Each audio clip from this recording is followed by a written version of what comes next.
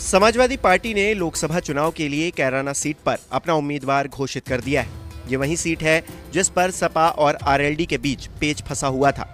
हालांकि वो पेच तो नहीं सुलझा, लेकिन इकरा हसन को अखिलेश यादव ने इस सीट से चुनावी मैदान में जरूर उतार दिया।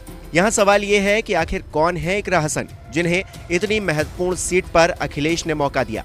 चलिए जानने की कोशिश करते हैं। इकरा हसन ने दिल्ली के श्रीराम कॉलेज से हिस्ट्री में ग्रेजुएशन किया है, जिसके बाद उन्होंने लंदन की एक यूनिवर्सिटी से कानून की पढ़ाई करते हुए एलएलएम की डिग्री हासिल की है। इकरा हसन को राजनीति विरासत में मिली है। 9 साल से कैराना की राजनीति में सक्रिय इकरा हसन पूर्व सांसद तबस्सुम हसन की बेटी हैं। तबस्सुम हसन एक बार बीएसपी जबकि एक बार एसपी आरएलडी गठबंधन से कैराना लोकसभा की सांसद रह चुकी हैं। इकरा हसन के दादा अख्तर हसन ने 1984 में कैराना लोकसभा सीट से कांग्रेस के टिकट पर जीत हासिल की थी। इसी तरह इकरा के पिता लोकसभा, राज्यसभा, विधानसभा और विधान परिषद चारों सदनों के सदस्य रह चुके हैं। इसके लिए उनका नाम गिनीज वर्ल्ड रिकॉर्ड में भी दर्ज किया गया था। फिलहाल कैराना से सपा विधायक नादिम हसन इकरा के बड़े भाई हैं, यानी कि इकरा का राजनीति से काफी गहरा नाता रहा है। हालांकि उन्होंने अपना राजनीतिक सफर 9 साल पहले शुरू किया था। इकरा हसन एक बार जिला पंचायत चुनाव में अपनी किस्मत आजमा चुकी हैं। हालांकि उन्हें एमएलसी वीरेंद्र सिंह के बेटे मनीष चौहान ने हरा दिया था। इकरा हसन को लोकसभा चुनाव में उम्मीदवार बनाए जाने के पीछे एक दिलचस्प किस्सा 2022 के विधानसभा चुनाव का भी है, जब उनके भाई नाहिद हसन जेल में थे।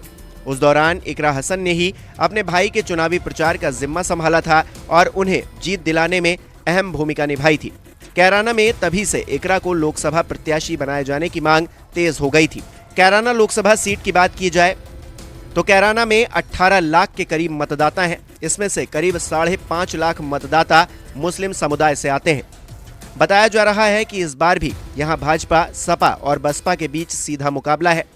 पिछले लोकसभा चुनाव में एसपी, आरएलडी और बीएसपी गठबंधन के बावजूद ये सीट बीजेपी के प्रदीप चौधरी ने जीती थी। तब बीजेपी के प्रदीप चौधरी को 5,66,961 वोट मिले थे। वहीं एसपी कैंडिडेट तबस्सुम हसन को 4,74,801 वोट ही मिल पाए थे। बहरहाल इस बार सियासी समीकरण काफी बदले हुए हैं। सपा कांग्रेस के बीच गठबंधन की थोड़ी गुंजाइश बची हुई है। हालांकि उम्मीद यही है कि सपा अकेले दम पर ही चुनाव लड़ेगी। इस बीच इकरा हसन को सपा ने मैदान में उतार दिया है।